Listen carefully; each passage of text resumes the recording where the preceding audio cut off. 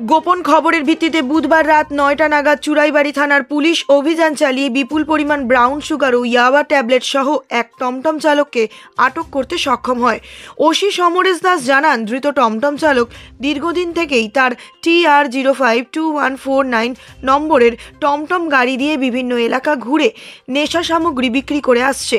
ধৃত চালকের নাম ইসলাম উদ্দিন, পিতা মৃত মশব আলী, বাড়ি উত্তর ফুলবাড়ি গ্রাম পঞ্চায়েতের ৪ নম্বর ওয়ার্ড এলাকায়।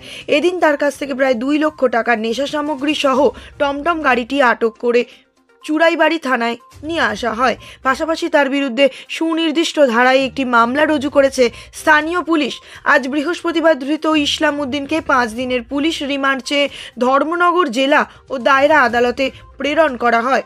চুরাইবাড়ি প্রতিনিধির রিপোর্ট, নিউজ অবিকল।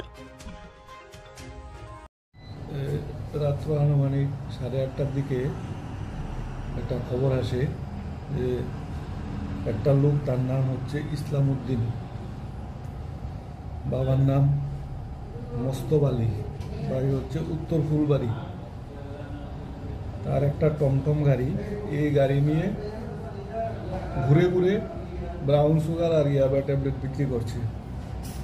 খবর পাওয়ার সঙ্গে সঙ্গে আমরা ছুটে যাই এবং সেল ট্যাক্স গেট সংলগ্ন, চুরাইবাড়ি সেল ট্যাক্স গেট সংলগ্ন এলাকা থেকে টমটমটাকে যখন সার্চ করি, তখন টমটমের সিটের নিচে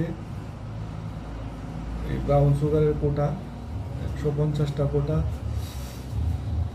আর তার বডি সার্চ সহ গাড়ির অন্যান্য স্থানে সার্চ করে টোটাল 10 প্যাকেট ইয়াবা ট্যাবলেট আমরা রিকভারি করি এবং সিজ করি। প্রত্যেকটি প্যাকেটের মধ্যে 195টা করে ট্যাবলেট রয়েছে। টোটাল ট্যাবলেট হচ্ছে 1950টা, আর ব্রাউন সুগারের কোটা হচ্ছে 150টা। টোটাল মিলিয়ে আনুমানিক বাজার মূল্য 2 লাখ টাকার মতো।